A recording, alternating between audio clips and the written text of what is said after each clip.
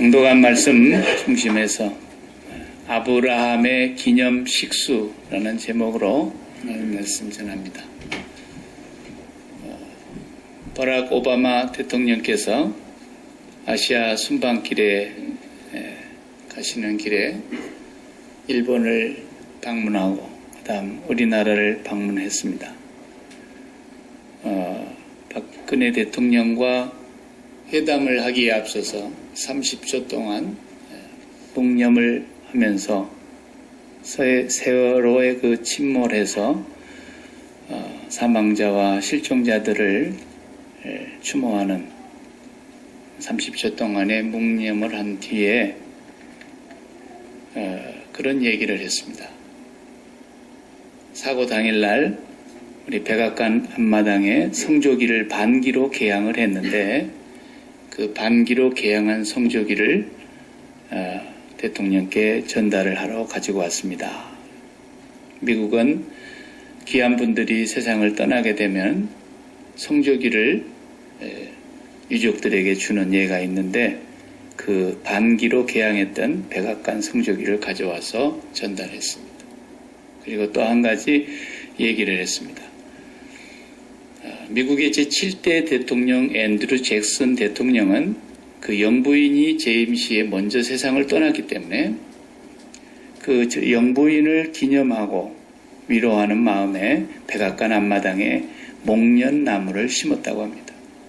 그래서 그 이름을 하여 잭슨 목련이라 이런 아름다운 전통을 가지고 심는 전통이 있는데 이번 안산의 단원고에 그 아이들을 생각하면서 미국에서 그 잭슨 목련 나무를 가지고 와서 심도록 그렇게 전달을 했습니다. 가만히 이렇게 그 얘기를 듣고 보니까 우리는 좋은 날에 나무를 심지 않습니까?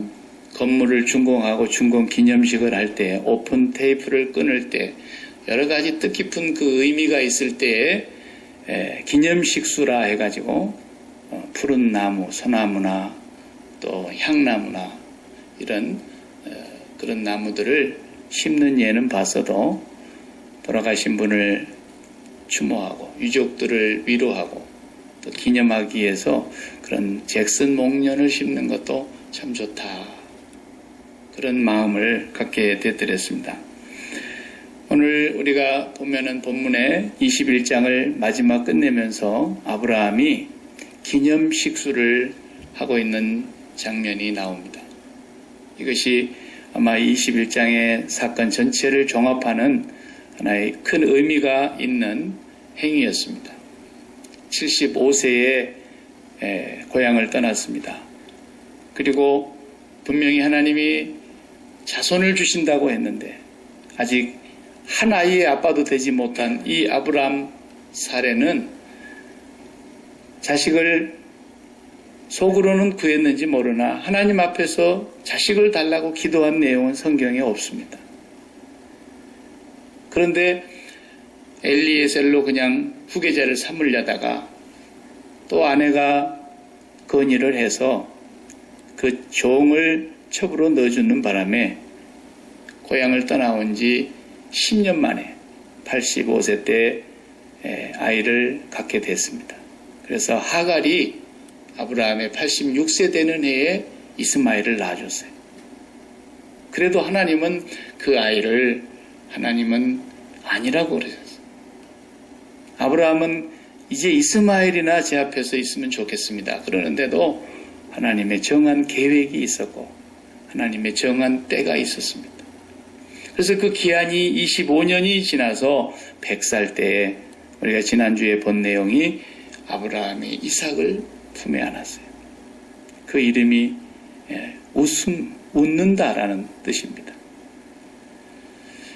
자, 정말 너무너무 기적 같은 일이지 않습니까? 자기의 몸은 생리적으로 죽은 사람과 똑같은 상태고 아내도 경수가 끊어진 지 오래고 그 태가 죽은 것이나 다를 바 없는 상태에서 자식이 낳았단 말이죠. 그래서 너무너무 기뻐서 오늘 본문에 보니까 젖될 쯤 됐다는 걸 보니까 모르겠어요. 2살이나 3살까지나 먹였는지 젖을 뗀 후에 큰 잔치를 벌였다는 거 보니까 아브라함이 무척 기뻤던 것 같아요. 이 사건이 지난 시간 우리가 보았던 사건인데 나머지 이후의 사건이 3가지로 오늘 본문에 기록이 되어 있는 것을 읽었습니다.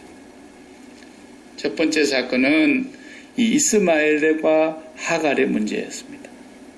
이제 적자가 출생을 하고 나니까 이스마엘의 나이가 지금 계산을 해보면 86세에 태어나서 100세에 이삭이 또 태어나고 이삭이 젖을 뗀 이후에 어느 날이었을 테니까 이스마엘은 적어도 17살 내지는 18살 이 정도 된 나이란 말이죠. 그런데 이 17, 8 먹은 아이가 이 이삭을 괴롭혔단 말이에요. 성경에 보니까 희롱했다 그런 말이 나와 있는데 웃었다라는 말에서 나온 단어예요 이게. 그걸 보니까 뭐 어떻게 희롱했다라는 말이 웃었다라는 말인데 아브라함의 아내 사라에게는 이 아이가 근심거리가 된 거예요. 야, 우리 나이가 지금 이제 90살, 100살. 이제는 더 넘었죠. 이삭이 훨씬 컸으니까.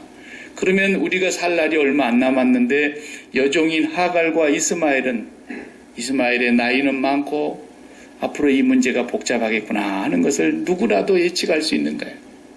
이거 어떻게 처리를 해야 되겠는데 때마침 이스마엘이 이삭을 괴롭히는 것을 보고서는 아브라함에게 가서 얘기합니다. 저 여종하고 이스마엘 내쫓으라고. 내 눈 흙이 들어가기 전에는 같이 못 살겠으니까 우리에게서 저에게 줄 유산은 없으니까 내쫓으라고. 자기가 일 저질러 놓고 또 이제는 막 아브라함에게 오늘 본문에 보면 아브라함이 그 근심이 컸다 그랬어요. 이 쉬운 일이 아니십니다. 예전에 우리나라에도 이런 일이 많이 있었고 제가 목회하는 과정에서도 그런 과정을 들어봤어요. 영감님께서 저질러 놓은 일인데 그러고는 세상 떴는데 재산이 어느 정도 있다 보니까 그 서자들이 친자식들하고 싸움이 나고 칼부림이 나고 재산을 서로 빼앗으려고 법정에 가고 저는 그런 걸 봤어요. 뭐 아주 오래된 얘기지만 아브라함도 지금 이게 쉬운 얘기가 아니에요. 아브라함은 이제 나이 점점 들어갑니다. 이스마엘은 점점 건장한 청년이 돼갑니다. 이걸 내쫓으라 그러니까 얼마나 마음에 근심이 됐던지 그러고 있는 자에 하나님께서 나타나셨습니다. 아브라함아, 네 아내 사라의 얘기를 다 들어라. 그에게는 이삭에게서 줄 상속이 없다. 이삭에게서 난 자라야 내 씨다. 하나님께서 그러시는 거예요. 오늘 본문의 내용은 또 무슨 집안에 이런 얘기를 기록한 내용이 아닙니다. 성경은 쓸데없는 걸 쓰지도 않았고 성경은 오직 복음만 얘기하려고 쓴 책입니다. 남의 집에 집안사를 뭐 시시콜콜한 얘기 쓰려고 성경에서 이런 얘기를 한 게 아니에요. 그러면서 하나님이 그렇게 내보내라 그럴 때는 대책이 있으시니까 내보내라 그러지 나가 죽어라 그랬겠어요? 분명히 오늘 본문에도 내보내도 내가 책임질 테니까 너는 네 아내의 말대로 그게 내 뜻이단 말이에요. 내보내라. 내가 그도 큰 민족을 이루어 줄 것이고 내가 그도 살릴 것이다.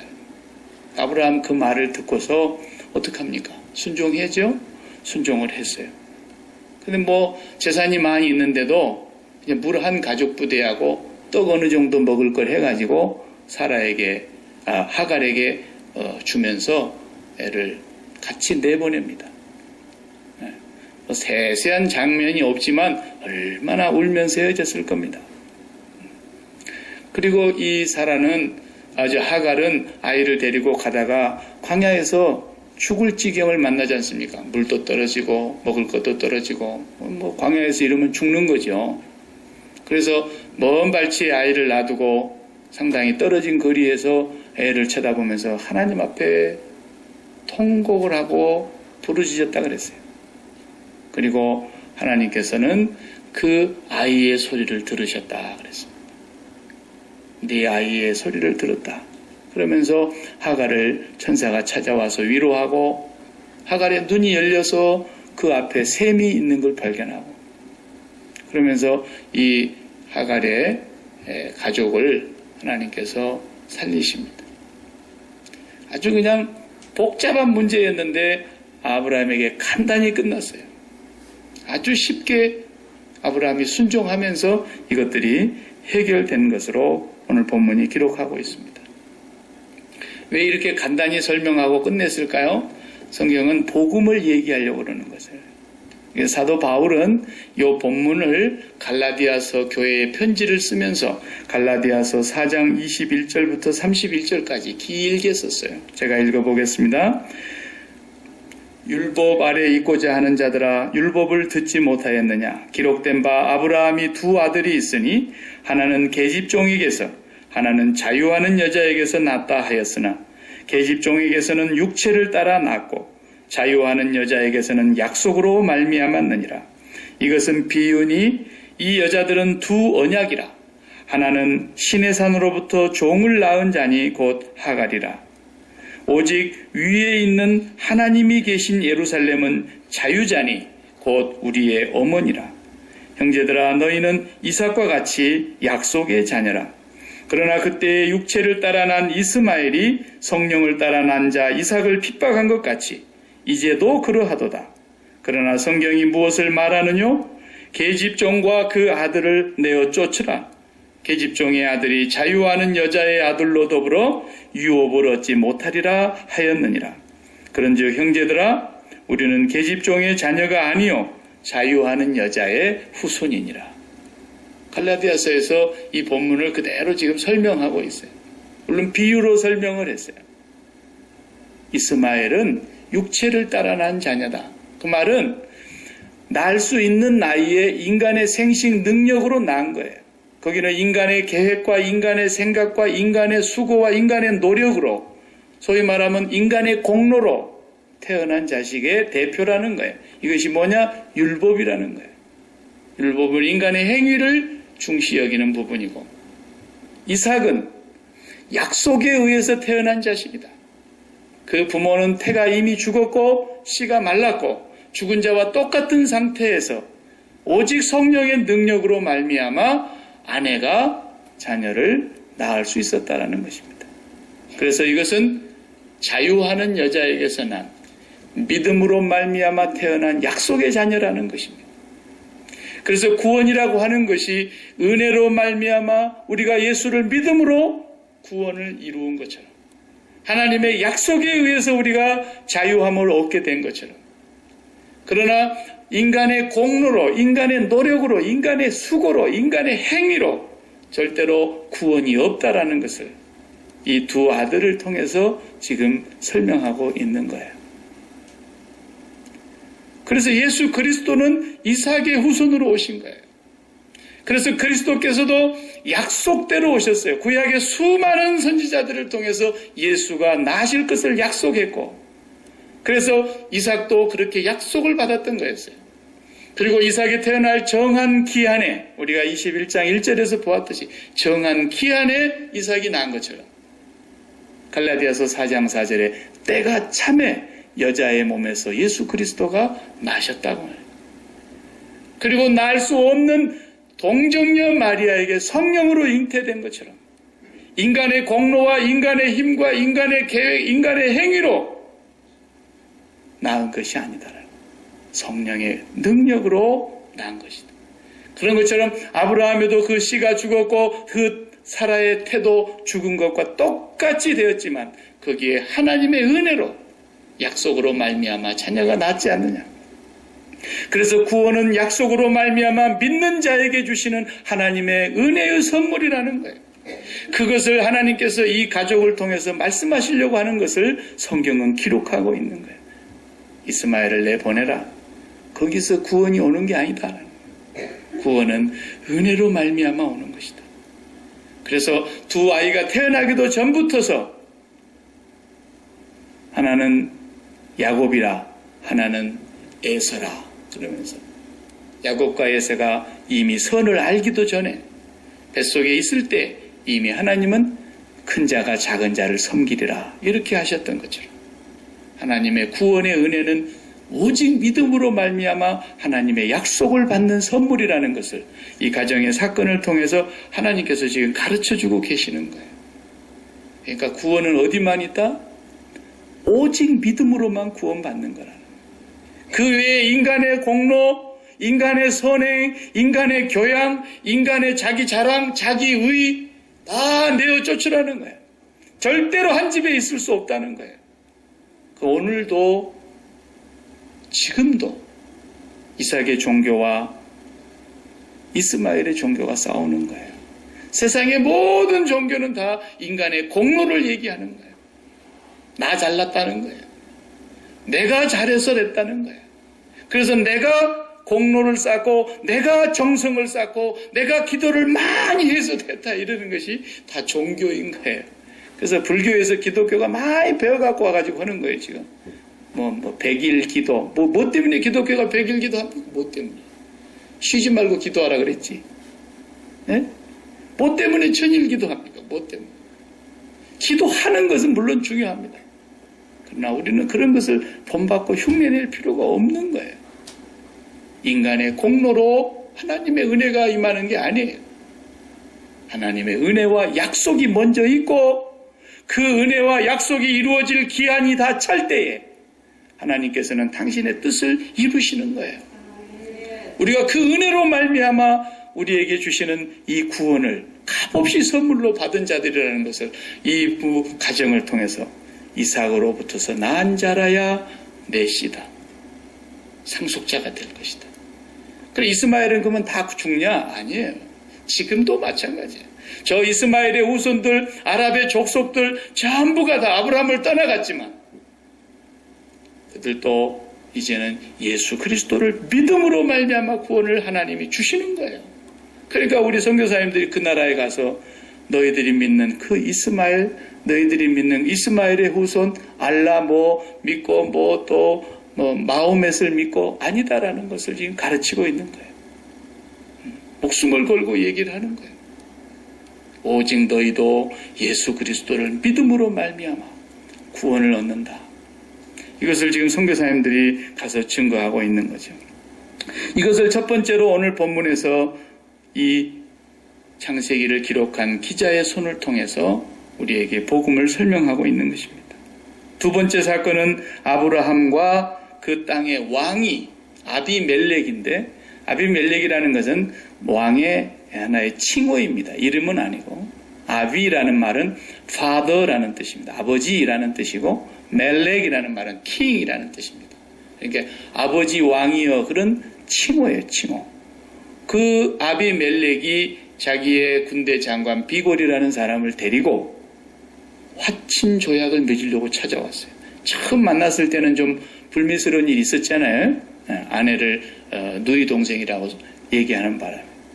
그런데 세월이 많이 지났습니다. 그 지역에 강한 군대에 강한 나라를 이끌고 있는 왕이 아브라함을 찾아왔어요.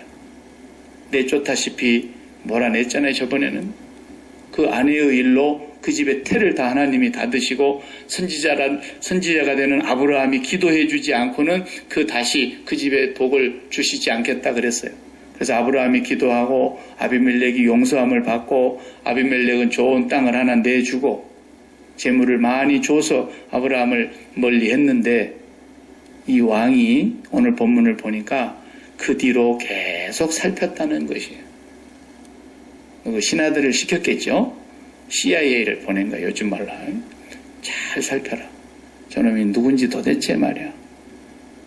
그래서 매일 보고 받았을 거라. 그런데 결론이 뭐예요? 오늘 결론을 한번 읽어보실래요? 22절에 매번 살폈던 거예요. 헤어지고 끝난 게 아니에요. 계속 살펴보고 왕의 지시를 받고 살펴본 뒤에 22절에 뭐라고 말합니까? 가로되 네가 무슨 일을 하든지 하나님이 너와 함께 계시도다. 누가 하는 소리예요? 왕이 와가지고. 그러면 무슨 얘기입니까? 이 이면에는 무슨 말이에요? 내가 너의 모든 삶을 지금까지 조사해 봤다. 지켜봤다라는 거. 도대체 저 사람은 어떤 사람이길래 나는 아무 잘못이 없었는데 그때 분명히 누이 동생이라 그래서 내가 데리고 갔고 어떻게 된 것인데 하나님은 나한테만 화를 내시고 아브라함은 계속 복을 주고 아브라함이 하는 일은 뭐든지 잘 되게 하고 저 도대체 누구냐 저가 섬기는 하나님이 누구냐 신하들을 통해서 조사를 하고 늘 살피게 했던 거죠. 그러니까 결과가 이렇게 보였던 거예요. 저건 도대체 하는 일만 다 잘 되는 거예요. 그래 아브라함이 그런 사람이라는 걸 알고부터서는 두려움이 생긴 거예요. 어느 날 갑자기 찾아왔습니다. 우리 서로 손잡자. 근데 둘만 손잡자고 그러지 않았어요. 3대를 앞으로 손잡자죠. 3대. 나하고 내 자식하고 내 손자들까지 3대를 잘 좀 봐주라 그랬어요. 갑이 을을 찾아가는 것이 말이 됩니까? 을이 갑을 찾아가는 것이지. 힘센 자가 힘없는 자를 찾아가서 그런 소리 할 수 있습니까? 힘없는 사람이 목마른 사람이 샘판다는 말처럼 있는 것처럼 아쉬운 사람이 힘 있는 사람한테 가서 굽실거려야 되는 건데 이게 지금 주객이 전도됐습니다. 굴러온 돌한테 박힌 돌이 그것도 왕이 그리고 군대를 끌고 있는 장군을 데리고 가서 고개를 떡 숙이는 거예요. 나와 내 자손까지 잘 좀 봐주시오. 내가 보니 당신이 섬기는 하나님이 누군지는 모르겠으나 대단한 분인 것 같은데. 그래서 이제 아브라함이 그때에 그동안에 서름당했던 얘기를 했습니다. 오늘 본문 우리가 다 읽질 않았지만 그동안 서름당한 얘기를 했어요. 이 광야의 척박한 곳에서 양과 소를 먹이는 이 목축업이 그들의 전체의 생업의 중심인데 그러면 이 사람들한테 최고 중요한 것이 우물이지 않습니까? 요즘식으로 하면은 에너지가 얼마나 소중합니까? 석유가 많이 나는 나라들이 지금도 큰 소리 친 거죠. 광야의 한복판에서 그 많은 소떼와 양떼와 사람이 먹고 살려면은 가장 기본이 샘인데 샘이 재산의 1호인데 그 샘을 파고 그들이 거기에 자리를 잡는 거 아닙니까? 근데 샘을 계속 뺏겼단 말이죠. 계속 샘을 뺏. 오늘 본문에도 나오지만 앞으로 뒤로도 또 나옵니다. 계속 셈을 빼앗아요. 아브라함이 그동안에 셈을 빼앗겼어요. 그래도 굴러온 나그네가 어떡합니까? 그러니까 아무 말 한마디 안 하고 그냥 또 셈을 파고 또 셈을 파고 이랬더랬는데 오늘 잘 됐다 얘기를 했습니다. 그랬더니 아비멜렉이 내가 처음 듣는 소리다. 아래 것들이 했으니까 그런 얘기까지 소송하게 보고를 안 했는지 모르겠지만 나 오늘 처음 듣는 얘기다. 정말 잘못됐다. 내가 이 일은 부하들을 시켜서 다시는 그런 일이 없게 할 것이다. 오히려 사과하고 약조를 맺고 아브라함이 없던 일로 싹 덮어줍니다. 아브라함이 너그럽게 오히려 대해주죠. 그리고 체결을 맺었습니다. 화친 조약을 맺고 나서 하나를 더 했습니다. 오늘 본문을 보면은 화친 조약이 끝난 뒤에 화친 조약할 때도 양과 소를 가져다가 아비멜렉에게 줬다 그랬는데 언약을 마친 후에 또 하나를 더합니다. 28절부터 읽어보십시다. 아브라함이 7 암양 새끼를 따로 넣으니 아비멜렉이 아브라함에게 이르되 이 7 암양 새끼를 따로 넣으면 어찌미냐. 아브라함이 이르되 너는 내 손에서 이 암양 새끼 7을 받아 내가 이 우물 판 증거를 삼으라 하고. 우물이 제일 중요해요. 뭐라 해도. 우물만 안 뺐으면 괜찮단 말이죠. 그러니까 다시 한번 약조를 맺는데 암양 새끼 7마리를 따로 주면서 자 이거 받으라. 그리고 요 우물은 분명히 내가 판 것이라는 것을 확증하자. 그렇게 아비멜렉에게 다시 한번 분명하게 하고 거기서 맹세했어요. 그래서 맹세했다. 그래서 부엘세바 이렇게 불렀단 말이죠. 그리고 아비멜렉은 멀리 떠납니다. 이제 제자리로 돌아갔죠. 자, 우리가 이민 와서 살다 보면은 우리도 이런 억울한 일 참 많죠. 첫째는 하고 싶은 말 다 못하고 사니까 속상하고 또 분명히 내가 지금 이거는 한바탕 쏘아붙여 줘야 될 상황인데 그래도 또 입이 닫혀서 말을 못하고 또 내가 찾아 먹어야 될 몫인데 또 내가 모자라니까 그냥 알면서도 그냥 바보처럼 아브라함도 그랬다고 말이에요. 딱 은혜로 살면서 텃세를 부리는데 어떡하냐 이거예요. 텃세 부리는데. 그러면서 계속 억울한 일을 당하고 정말 여러분 말이 쉽지 그 샘물 하나 뺏긴다는 게 말이죠. 그런 데서 또 아무데나 샘 판다고 물이 납니까? 어떤 개는 10기를 파도 안 날 수도 있는 거고 그 중요한 샘물을 빼앗았을 때는 오장육보가 뒤틀린다는 말이 나오죠. 우리가 정말 이런 데 와가지고 가장 3D 업종과 같은 힘든 직업을 선택할 수밖에 없는 상황에서 우리가 정말 돈을 갖는다는 것이 얼마나 그 의미가 깊습니까? 그런 생태 같은 피 같은 돈도 어떤 사람은 또 떼먹고 도둑질하고 도망간 사람도 있고 말이죠.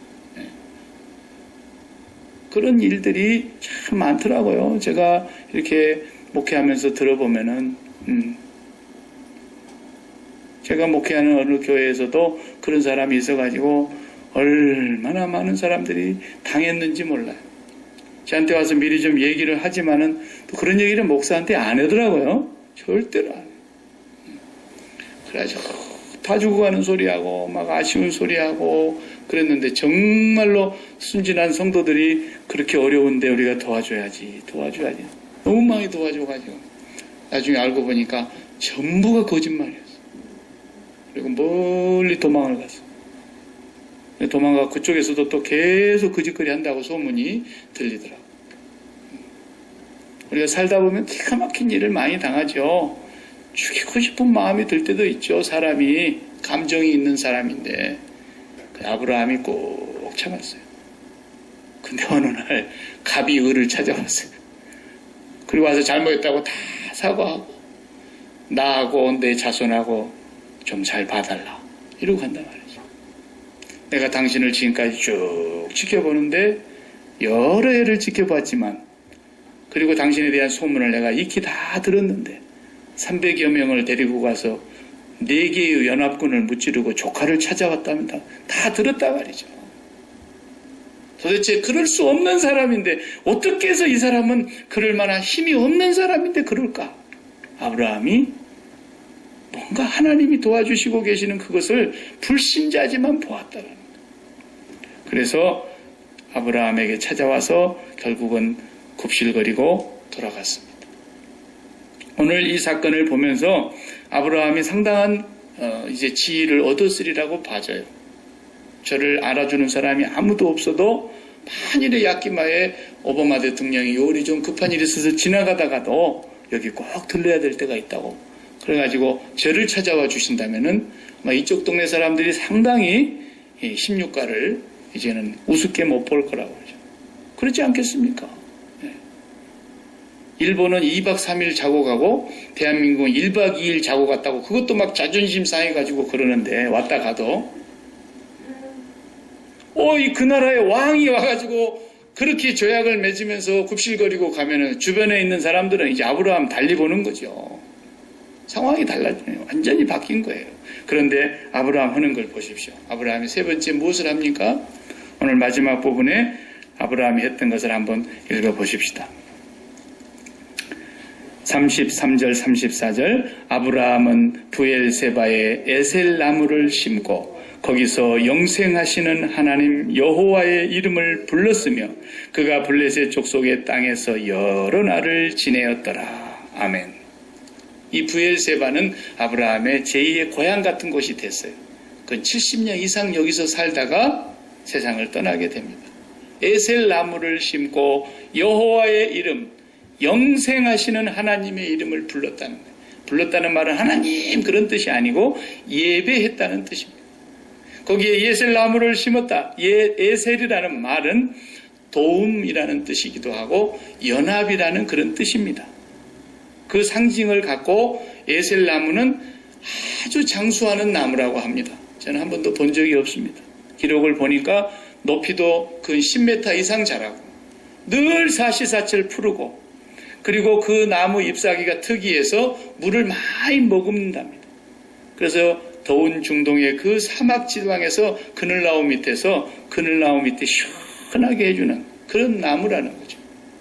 이 나무가 오랜 세월 장수하면서 푸르른데 요 밑에 요새 밑에 공원에 가보면은 5,000년 넘은 나무 있지 않습니까? 진짜 5,000년 전인지 누가 뭐 그때부터 살아온 사람이 없어서 모르겠는데 자 5,000년 넘었다니까 그런 줄 알죠. 제가 그래서 한번 물어보려고 했는데 아브라함 봤냐? 그때 심어줬으니까. 그렇게 오래된 나무가 있어요. 그리고 우리가 이 아브라함이 이 에셀 나무를 심으면서 이 도움의 나무, 이 연합의 나무, 하나님과 내가 연합되어 있구나. 내가 정말 25년 전에 고향을 떠날 때에 아무것도 없이 그냥 자식 하나 없이 왔는데 25년 지난 때 100세에 하나님이 주시고 나는 끝났는데 우리 아내도 다 끝났는데 하나님은 영원하신 분이구나. 하나님은 영원히 살아계신 분이구나. 하나님의 약속은 불변하는구나. 내가 오늘 저 지금 돌아가고 있는 아비멜렉하고 약속한 것을 언제 변할지 몰라. 우리 다음에 보면 금방 변합니다. 돌아와서 우물을 막 뺐습니다. 얼마나 이삭이 우물을 많이 빼앗겼는지 모릅니다. 사람은 언약을 맺어놓고도 이러지 않습니까? 그러나 하나님은 영생하시며 우리와 항상 함께 연합해 계시며 우리의 도움이 되시며 그래서 아브라함이 상당히 지위가 높아지고 주변 사람들이 보는 눈이 달라졌을 텐데 아브라함이 그 모든 영광을 하나님께 돌렸다는 뜻이거든요. 하나님이 나를 이렇게 연합하여 돌봐주시는구나. 우리 가정에 큰 가정 불화가 일어날 뻔했던 것도 가볍게 넘어가도록 하나님이 해결해 주셨구나. 하나님께서 사라의 태가 죽은 것을 하나님은 영생하시는 하나님이 그 속에 생명을 주셨구나. 이 모든 것들을 생각해 볼 때 하나님의 은혜가 너무 감사해서 에셀 기념나무를 식수했다고. 우리가 1년 전에 저쪽에 나무 잘 심어놨는데 새 나무만 모르겠어요 지금. 좀 더 기다려 봐야 될지. 네. 나무들이 잘 자라고 있는 모습을 볼 때 참 기뻤어요. 실록의 계절이고 식목의 계절에 여러분 정원뜰에 이민 오셔가지고 오늘까지 이국 땅에, 이국 문화에, 이국 언어에, 이국 사람들과 함께 섞여 살면서 우리가 살지만 우리는 땅에 속한 사람이 아닙니다. 우리는 예수 그리스도로 말미암아 하나님과 연합된 에셀나무, 그것이 십자가 아닙니까? 우리를 하나님과 연합시켜 주신 그 예수 그리스도를 생각하면서 우리를 절대로 버리지 아니하시며 우리는 변질될 수도 있고 우리가 약속하고 맹세한 것은 또다시 무너질지라도 영생하시는 하나님은 우리를 버리지 않으시고 우리를 떠나지 않으시고 나와 내 자녀와 자자 손손 하나님께서 나를 붙들어 주시고 그 하나님의 기념나무를 하나씩 심어보시기 바랍니다.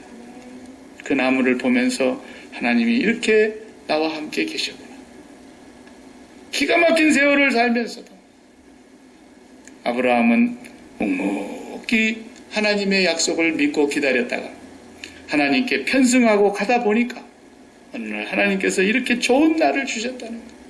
서름을 시켜주셨고 억울한 일 당했던 것을 다 갚아주셨고 그래서 출발하기 전에 들었던 그 음성이 생각났을 거 아닙니까? 아브라함아, 내가 너를 축복하는 자를 반드시 축복하고 너를 저주하는 자를 내가 저주할 거다. 하나님은 그대로 하셨습니다. 그래서 다 그 앞에 왕이 와서 무릎 꿇었으면 그 백성이 다 무릎 꿇은 거죠. 그리고 그 은혜를 하나님께 돌리는 이 기념식수 에셀나무, 우리도 주 예수 그리스도와 하나님과 연합된 이 놀라운 은혜를 받은 사람들, 그래서 세상은 변할지라도 하나님의 사랑은 변치 않을 겁니다. 모든 것이 다 끊어져도 하나님 우리를 향하신 그 사랑은 끊을 자가 없을 거라 그랬습니다. 그것이 십자가 나무 때문입니다. 하나님과 우리를 연합시켜 주신 것입니다. 영원히 우리의 도움이 되실 것입니다. 그 영생하시는 하나님과 함께 우리가 딱 어울리지 않습니까? 나그네입니다. 이방인입니다. 이민자입니다. 여기에 우리는 발붙일 당한 곳이 없다 할지라도 하나님은 우리와 우리 자손들을 영원히 도와주실 것입니다. 기도하겠습니다.